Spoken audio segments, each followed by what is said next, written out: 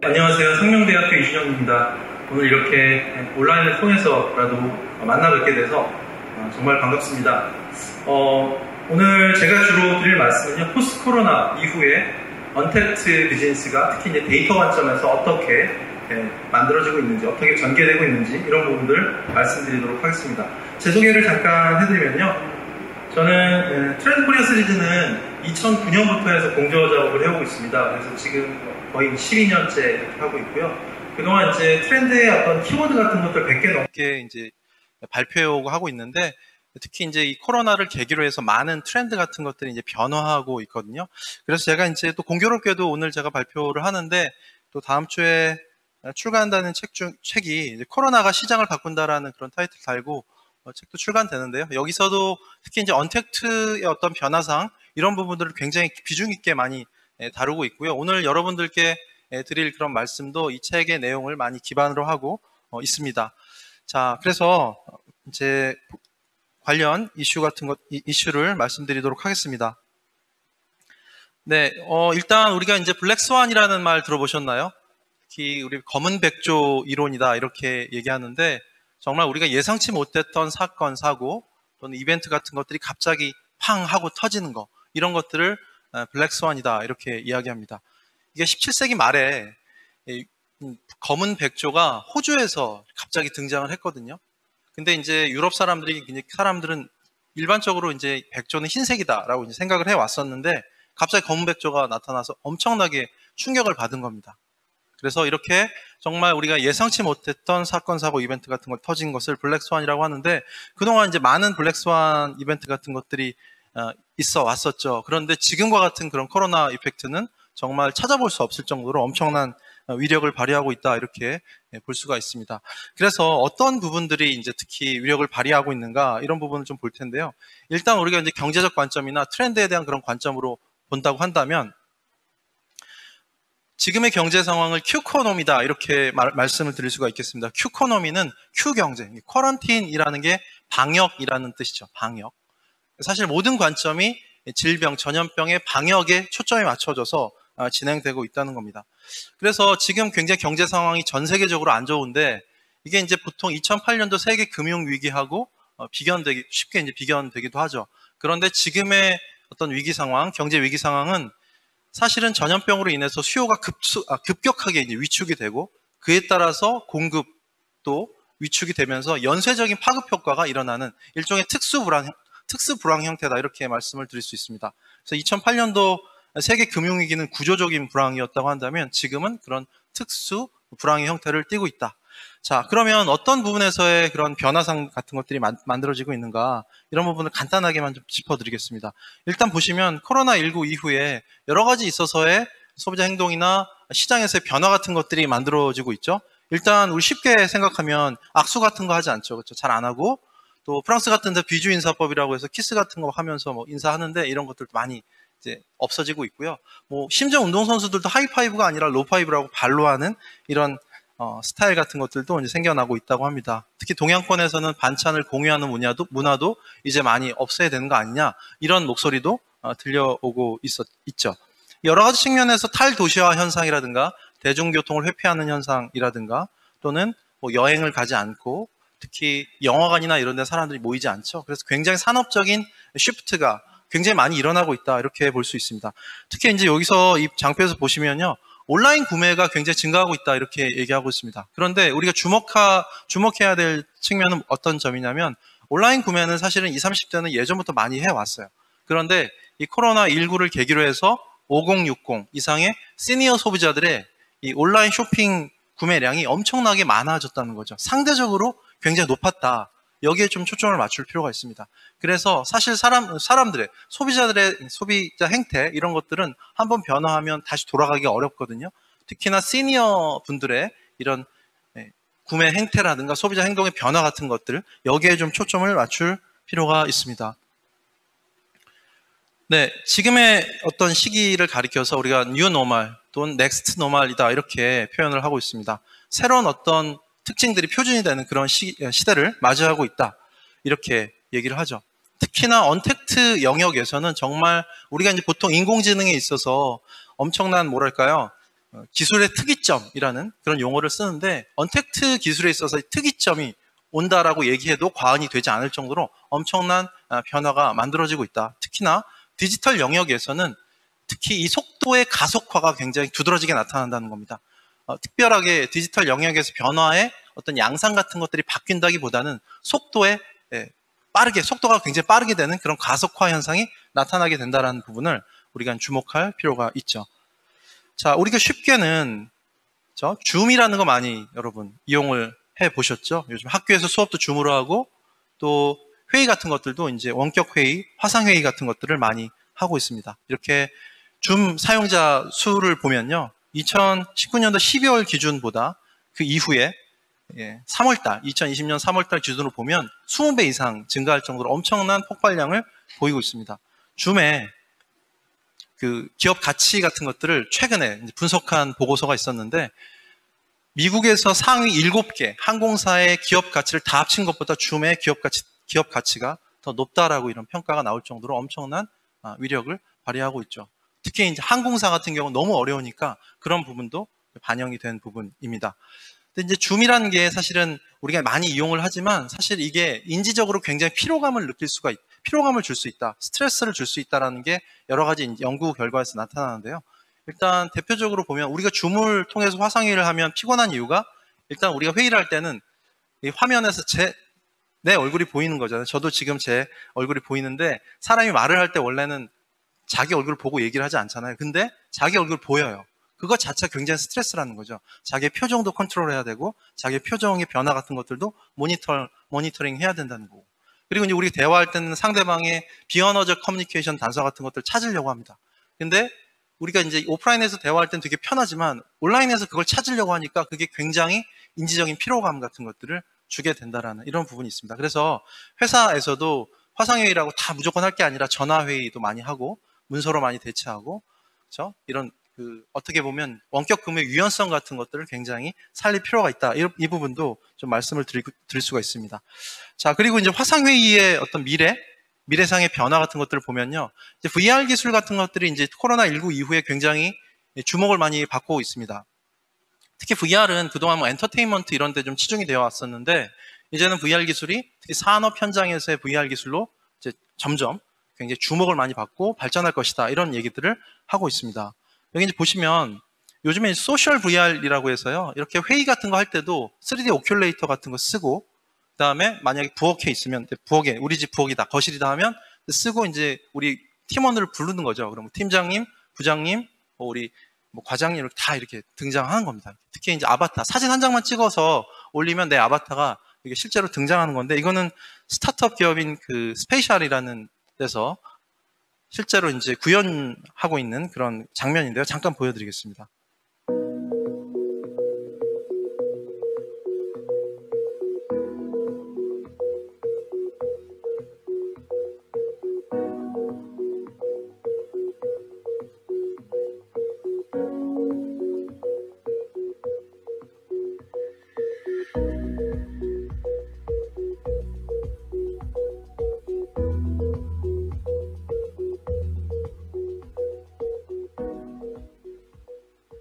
네, 이렇게 해서 이제 파일 같은 것들을 보낼 때요. 이렇게 실물로 있잖아요. 이제 가상으로. 그렇게 상대방한테 쭉 밀면 순간 이동한다고 하잖아요. 텔레포트라고. 우리가 이제 SF 영화에서나 봤었던 일들이 실제로는 구현이 되는 거고요. 시간적, 공간적, 물리 개념 같은 것들이 경계가 허물어지는 이런 모습들을 볼 수 있습니다. 앞으로 우리가 많이 보게 될 일상이다. 이렇게 말씀드릴 수가 있겠습니다. 자, 언택트에 대한 부분들을 말씀드릴 때 일단 온디맨드 비즈니스, 플랫폼 비즈니스의 기반으로 해서 이제 말씀을 먼저 드리도록 할게요. 일단 우리가 이제 온디맨드 비즈니스 하면 여러 영역이 있거든요. 온디맨드라는 거는 온디맨드, 고객 수요에 대응해서 실시간 즉각적으로 바로바로 매칭이 되는 그런 비즈니스를 얘기하는 거죠. 공급자와 수요자 간에 카카오 택시 이런 것도 있고. 근데 이제 기본적으로 나눌 때 온디맨드 비즈니스를 첫 번째 위에 쪽에 이제 있는 것이 요기요라든가 또는 인스타카트는 식료품 배달하는 미국에서 이제 출시한 앱이고요. 그다음 배달의 민족 같은 이런 배달 경제용 온디맨드는 엄청나게 성장을 하고 있죠. 그래서 특히 이제 코로나19 기간에 이런 배달 산업 같은 것들이 굉장히 언택트 자체 그 비즈니스이니까요. 그래서 이제 이런 부분들이 굉장히 많이 주목을 받았고요. 자, 이게 이제 배달 경제형 온디맨드고 밑에 있는 거는 공유 경제형 온디맨드입니다. 근데 공유 경제형 온디맨드는 상당히 생각보다 상대적으로 좀 어려운 부분이 있죠. 왜냐하면 우버라든가 뭐 에어비앤비 같은 게 마찬가지입니다. 이게 사실은 어떤 물건이나 공간을 다른 사람들하고 쉐어한다는 거죠. 공유한다는 거는 어떻게 보면 전염병 이 세상에서는, 시대에서는 굉장히 좀 부적합한 이런 개념이라는 거죠. 그래서 공유 경제가 굉장히 위기를 맞고 있다. 굉장히 승승장구하다가 이런 부분이 있습니다. 그런데 또 하나 생각해 볼 부분은 공유 경제라고 해서 다 어려운 건 아니다. 어떤 부분이 있냐. 특히 이제 사람들이 배달 음식 같은 거 많이 시켜 먹잖아요. 그러니까 이제 배달 서비스나 배달 음식 많이 이제 사업에 뛰어들려고 하는 소상공인들 많아지고 있다는 겁니다. 그래가지고 그냥 하나하나 가게를 임대해서 하면 되게 좀 쉽지 않으니까 공유 주방, 공유 키친 같은 것들을 이제 빌려가지고 저렴하게 이렇게 사업을 하려고 하는 사람들이 이제 많아지고 있다는 거죠. 그래서 공유 주방 비즈니스가 굉장히 전망이 밝다. 이런 얘기 하고요. 또 배달 경제 같은 건 식품 배달이나 뭐 물건 배달 같은 거 할 때 대기업이야 대형 물류센터 같은 걸 다 갖추고 있지만 중소상공인들은 좀 그런 걸 못 갖추고 있잖아요. 그래서 여러 형태로 공유 물류라든가 이런 개념 같은 것들이 또 굉장히 이제 중요하게 다가올 것이다. 이렇게 얘기를 하고 있습니다. 그래서 우리가 공유 경제라고 해서 다 좋지 않다. 다 안 좋은 것은 아니다. 영역별로 좀 디테일하게 접근할 필요가 있다는 거고, 이런 관점은 지금 코로나 시대에 모든 비즈니스 영역에서 마찬가지로 적용되는 이야기다. 이렇게 말씀드릴 수가 있겠죠. 네, 그 다음 세 번째는요. 구독경제형 온디맨드입니다. 구독경제형 온디맨드는 정말 빠르게 급성장을 하고 있고요. 요즘에 이제 스트리밍 라이프, 스트리밍 하는 그런 어떤 일상을 즐기고 있다, 사람들이. 특히 트렌드 코리아 2020에서도 그런 키워드를 발표를 했었는데요. 이게 S&P 500 지수나 US 리테일 인덱스 지수보다 굉장히 가파르게, 엄청나게 빠른 속도로 성장하고 있는 것을 볼 수가 있죠.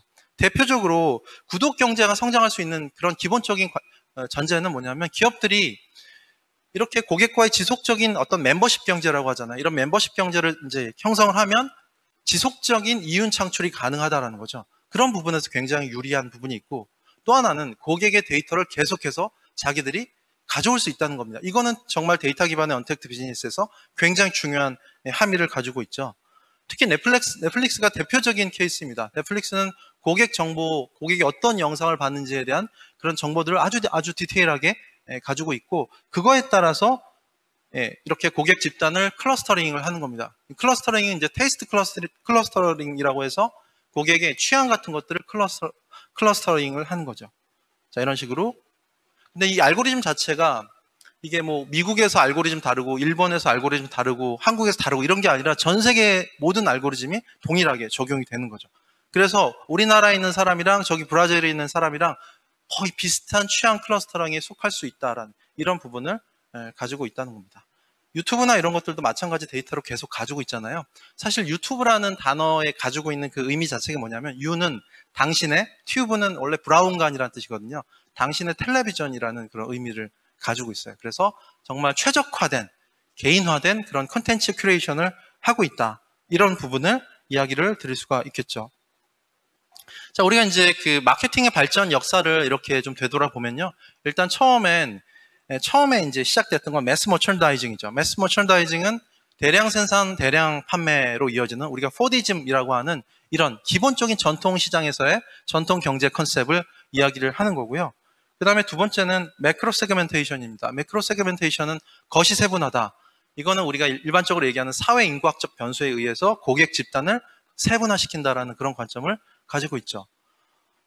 이거는 사실은 어떻게 보면 굉장히 이제 전통적인 그런 컨셉을 가지고 있는데, 아마존이 아니라 아까 말씀드렸던 넷플릭스 같은 경우는 이런 사회 인구학적 변수는 거의 쓰레기다라고 취급을 하거든요. 아까 말씀드렸던 테이스트 클러스터링에 기반하면 아무짝에도 소용없는 그런 정보다라고 하는 겁니다. 그래서 이거는 좀 과거의 마케팅 어떤 방법론이다 볼 수가 있는 거고, 그다음에 세 번째는 마이크로 세그멘테이션입니다. 마이크로 세그멘테이션은 조금 더 세분화시키는 건데, 예를 들어서 대표적으로 취향 기반에서 고객들을 세그멘테이션 한다. 라이프 스타일에 기반해서 세그멘테이션 한다. 특히나 이제 요즘엔 해시태그 이런 걸 통해서 사람들의 취향이 굉장히 빠르고 쉽게 이합 집산할 수 있는 그런 토대가 만들어졌잖아요. 이제 이런 식에서 이제 마이크로 세그멘테이션이고 그 다음에 1대1 퍼스널라이제이션 하는 초개인화의 어떤 시대 이런 것을 맞이하고 있다 말씀드릴 수가 있습니다. 자, 이게 또 어떤 함의를 가지고 있냐면 지금 이제 플랫폼 비즈니스가 굉장히 성장을 하고 있고 이제 구독 경제 같은 것도 굉장히 성장하고 있는데 대표적으로 이제 D2C의 어떤 이 컨셉, 키워드가 앞으로 굉장히 중요해질 거다. 원래 D2C라는 것은 다이렉트 컨슈머라고 해서 직접적으로 소비자에게 연결되는 거예요. 근데 사실은 그러기가 어려우니까 유통사나 이런 데가 있었는데 근데 지금 어떤 기술 발전의 어떤 여러 가지 그런 발전 양상, 어떤 발전의 이런 토대 때문에 이런 부분들이 굉장히 용이하게 될 수 있는 이런 조건들이 많이 만들어지고 있습니다. 자, 그래서 이런 D2C 컨셉의 이런 비즈니스 같은 것들이 굉장히 이제 앞으로 주목을 받게 될 것이다 라는 부분을 좀 말씀을 드릴 수가 있습니다. 그래서 커머스 같은 것들도 보면 요즘에는 뭐 홈쇼핑 이런 게 아니라 라이브 커머스라고 하잖아요. 영상 같은 거 보면서 채팅해요.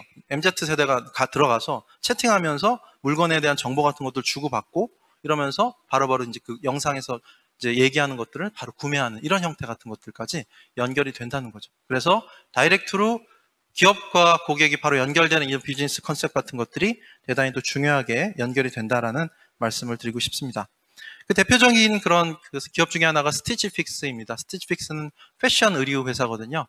여기서는 그 실제로 여기 알고리즘 담당자가 넷플릭스에서 담당하다 에릭 콜슨 이런 사람들이 이제 이동을 해서 여기에서 그런 알고리즘을 짜줘요.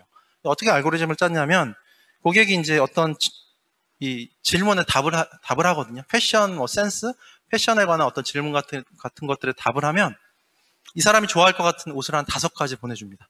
그러면 거기서 마음에 드는 거 하나 픽하고 나머지는 돌려보내는 방식으로 이렇게 계속해서 진행을 하죠. 그러면 데이터가 계속 쌓이고 그래서 고객들이 구매하는 비율을 봤더니 실제로 배송 온 그런 제품을 구매하는 비율이 80%까지 올라간다 이렇게 얘기하고요. 이 기업이 연 매출이 1조 원 이상을 돌파할 정도로 엄청난 성장을 거듭하고 있다는 거죠. 그래서 지금 말씀드린 어떤 D2C 기반의 데이터를 통해서 고객의 취향에 세분화시키고 맞춤화시키는 이런 부분들이 나타나고 있다 이렇게 볼 수가 있습니다. 자, 우리 보통 그 AI나 뭐 알고리즘 이런 거 얘기할 때 뭐 첨단 IT 기업만 상상하지만 보통 이게 지금 외식 기업이나 식품 기업 이런 걸 엄청나게 이제 확산되고 있죠. 특히 여기 보시면 스타벅스 케이스입니다. 스타벅스 같은 경우는 디지털 플라이 휠이라고 해서 그런 디지털 트랜스포메이션 같은 것들을 굉장히 중요하게 여기고 특히 어떤 고객들의 매출 데이터 같은 것들을 분석해서 고객에게 맞춤화된 서비스, 맞춤화된 상품 같은 것들을 많이 제공하려고 하고 그런 정보에 기반해서 제품도 개발하고 심지어는 재고 관리라든가 어떻게 매장을 운영할 것인지에 대한 그런 단서 같은 것들을 많이 가져오고 있다는 거죠. 굉장히 선도적인 기업으로서 이 스타벅스의 사례를 들 수가 있습니다. 자, 우리는 도미노 피자 보통 얘기 많이 안 하는데 도미노 피자 굉장히 중요한 케이스죠. 도미노 피자가 잘 알려지지 않아서 그렇지 사실은 이 넷플릭스가 10년 동안 4000% 주가가 상승했거든요. 근데 넷플릭스는 2500% 상승했습니다. 참고로 아마존이나 애플 같은 경우는 1000% 내외로 성장하고 있는 거에 비하면 엄청난 성장이죠. 근데 이 기업이 그냥 식품 기업이 아니라 어떻게 보면 데이터 기술 기업이다. 아까 스타벅스는 마찬가지지만 그렇게 얘기할 수가 있겠습니다. 여기서 어떤 캠페인을 벌이냐면 이 도미노가 포인트 for Pies라는 그런 이 캠페인을 벌여요. 일정 기간 동안 고객들이 자기 피자, 아무 피자예요. 자기 다른 브랜드에서 시킨 피자나 집에서 만든 피자나 이런 피자 사진을 찍어서 올리면 10포인트를 주는 거예요. 근데 60포인트를 다 모으면 이런 미디엄 사이즈의 치즈 피자 같은 것들을 선물로 주는 거죠. 자, 왜 이런 일을 했을까요? 고객들이 좋아하는 피자가 뭘까? 고객들이 선호하는 피자가 뭘까에 대한 데이터를 수집하기 위해 이런 기업이 이런 행동을 한 거죠. 그래서 도미노는 여러 가지 그 데이터 기반에서 언택트 비즈니스를 이제 시행하고 있죠. 고객들의 어떤 주문 양이라든가 그다음에 교통 흐름이라든가 또는 또 매장의 직원 수 이런 것들을 파악해서 피자가 몇 분 안에 도착할 거냐 이런 것들을 95%의 정확도로 이제 예측을 하기도 하고요. 심지어는 이렇게 피자 체커라고 해서 피자 모양을 보고 피자가 얼마나 훌륭한지를 판단하는 이런 서비스도 서비스라기보다는 자사의 어떤 제품 품질을 관리하기 위한 어떤 방법으로 등장하고 있죠. Domino's #1 complaint is my pizza doesn't look like it should. We hear you. That's why we created Dom Pizza Checker, a smart scanner that checks the quality of every pizza we make for right pizza, correct toppings, and even distribution. If it meets our quality standards, it's ready to go. If it doesn't, we'll make it right by making it again. Test us today with any large pizza, including premium, from just $15 delivered. Because at Domino's, We're hungry to be better. 네, 그래서 도미노 피자는 북미에서 30% 넘는 점유율을 가지고 있고 그 2위는 10%가 엄청난 격차를 계속해서 이런 데이터 기반의 비즈니스를 통해서 만들어가고 있죠. 맥도날드도 마찬가지입니다. 요즘에 맥도날드가 하는 일이 뭐냐면 이 음성 인식 기업을 인수해요. AI 기업을 인수하고. 왜 그럴까요? 맥도날드가 뭐가 필요할까요? 특히 이제 드라이브스루 자동차가 들어오면 바로 차량 번호판을 분석을 해가지고 그 자동차가 많이 이제 주문하는 그런 메뉴 같은 것들을 분석해서 추천 서비스 이런 것들을 이제 제공을 한다는 거죠. 그리고 음성인식 기업은 특히 이제 말을 해서 주문을 하는데 이걸 AI나 이런 음성인식 기기를 통해서 이제 분석을 하는 거죠. 미국 사람들 워낙 사투리도 많이 쓰고 액센트도 달라서 알아듣기 어려운데 그런 부분까지 체크하는 이런 기업 같은 것들도 인수를 하고 있습니다. 굉장히 열심히 노력을 기울이고 있죠. 자, 다음에 영상을 좀 보여드리겠습니다. 언택트의 시사점 같은 것 좀 말씀드리려고 하는데요.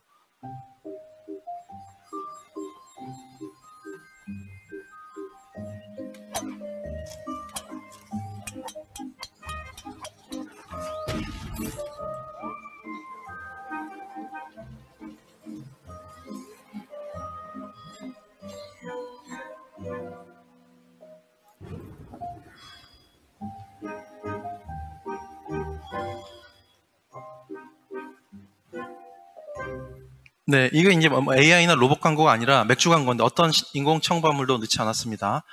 이렇게 광고하는 건데 사실은 이 언택트 기술에서 우리가 빼놓지 않고 얘기해야 될 부분이 휴먼 터치, 인간적인 감성과 공감 이런 부분입니다. 우리가 이제 이것들을 놓쳐서는 안 되겠죠. 자, 여러분 보시면 이 그림 뭔가 자연스러운가요? 인공지능이 그린 그림이거든요. 여기 보시면 작가의 서명 대신에 이 수식이 표현되어 있습니다. 이 그림을 그리는 수식이죠. 어떻게 보면 이제 그림을 보시면 알겠지만 그렇게 생명력은 없어 보여요. 그런데도 불구하고 이게 5억 원에 낙찰됐다 이렇게 하는 그런 소식이 들려오기도 합니다. 그래서 우리가 언택트에 있어서는 휴먼 터치적인 그런 감성을 놓치면 안 된다라는 부분을 말씀드리고 싶은 게 아까 이제 스티치픽스 말씀드렸잖아요. 패션 회사. 이 스티치픽스는 AI만 쓰는 게 아닙니다. 거기에 스타일리스트가 4,000명, 3,000명 상주하면서 이 AI가 고른 그런 결과물들을 보고 고객들이 좋아할 것 같은 걸 아주 디테일하게 골라주고요. 이렇게 인간적인 손길이 터치가 되는 거죠. 그리고 고객들한테 심지어 손편지까지 써주면서 고객 감동을 이끌어내고 있다는 거죠. 아까 제가 맥도날드나 스타벅스 사례 말씀드렸지만 스타벅스 CEO가 어떤 말을 하냐면 우리가 바리스타를 로봇으로 대체하려고 하는 게 아니다. 다만 이 바리스타가 시간을 줄이고 노력을 줄이면 그 노력을 고객에게 제대로 된 서비스, 제대로 된 커피를 제공하기 위한 이런 방편으로 이 기술들을 도입을 하고 있다. 이렇게 얘기합니다. 맥도날드도 마찬가지거든요. 음성인식 그 기기를 도입을 해서 결국은 그 시간에 더 맛있는 햄버거를 만드는데 노력을 기울이려고 하는 이런 의도를 가지고 있습니다. 자, 또 하나는 뭐냐면 우리가 이제 보시면 이게 카페 X라는 게 굉장히 화제가 됐었어요. 이제 커피 만드는 기계죠. 되게 멋있고 현란해가지고 굉장히 주목을 많이 받았었는데 지금 매장은 거의 많이 접었습니다. 그 이유가 뭘까요? 그 이유는 커피가 맛 없었기 때문입니다. 핵심 품질을 외면하고 그냥 어떤 기기를 도입해서 고객들에게 이런 것들을 제공한다는 것은 그냥 보여주기식밖에는 안 된다는 그런 얘기죠. 그래서 여기 보시면 스파이스라는 샐러드 만드는 이게 AI 로봇 같은 것도 이제 적용해서 만드는 그런 레스토랑인데 굉장히 잘 됩니다. 왜냐? 맛이 좋기 때문에. 이런 부분들, 그래서 핵심적인 품질을 놓치는 어떤 부가적인 거에만 너무 치중하는 이런 부분들은 굉장히 지양해야 된다. 이런 부분을 말씀드리고 싶어요. 자, 그 다음에 우리 빼놓지 말고 말씀드려야 될 부분이 디지털 트러스트입니다. 특히나 이제 우리가 언택트화되고 굉장히 고객이 데이터를 많이 쓸 때 고객들은 굉장히 많은 고객들이 이 54% 넘는 고객들이 이 걱정을 많이 한다는 거죠. 자기 데이터에 대한 안전성에 대한 거, 사생활 보호나 개인정보 침해에 대한 안전성에 굉장히 걱정을 많이 한다. 그래서 고객들한테 그런 부분을 좀 안심시켜줘야 됩니다. 그러기 위해서는 기본적으로 기술을 또 활용할 수가 있겠죠. 아까 스타벅스 말씀드렸지만 블록체인 기술을 통해서 이 커피 원두가 어디서부터 생산됐고 그게 어떻게 전달되어 왔는지를 정보화시켜가지고 완전히 완벽한 정보로 전달하는 거죠. 해산물도 요즘에 그런 식으로 많이 이용을 하고 있습니다. 자, 그리고 고객 관리 같은 것들도 사실은 이런 부분을 블록체인 기술을 통해서도 계속해서 고객의 어떤 CRM 데이터 같은 것들을 활용할 수가 있겠죠. 자, 마지막 얘기입니다. 그래서 우리가 CX라는 개념이 있거든요. 이 CX라는 것은 UX라는 개념과는 좀 다르게 고객 관점에서 어떻게 이 언택트 기술을 좀 더 고객 친화적으로 고객 관점으로 더 만들 수 있을까, 이런 부분을 얘기를 하는 겁니다. 그래서 여기 이제 5가지 요소가 있어요. 브랜드를 중심으로 해서 첫 번째는 필, 정서적으로 기쁘게 즐겁게 만들어야 되고, 싱크는 인지적으로 아까 이제 피자가 어디 오고 있는가 이런 것도 다 체크한다고 했잖아요. 자기 알게끔 만들어주는 게 되게 중요하고요. 그 다음에 체험과 그다음에 어떤 교제와 어떤 커뮤니케이션 방편으로서 적극적으로 활용한다면 고객의 CX의 어떤 만족감 같은 것들을 극대화시킬 수 있는 언택트 기술로 점점 발전해 나갈 수 있을 것입니다. 네, 오늘 제 발표는 여기까지입니다. 감사합니다. 교수님 좋은 발표 감사드립니다. 2020년 언택트 트렌드를 좀 전반적으로 소개해 주시면서 또 특히나 저희가 놓칠 수 있었던 그런 휴먼 터치나 또 디지털 트러스트 이런 것들을 조금 짚어주시면서 의미 있는 시간이었습니다. 혹시 질문이 지금 있는데 한번 이쪽에 화면으로 좀 나올 것 같은데 질문이. 네. 네.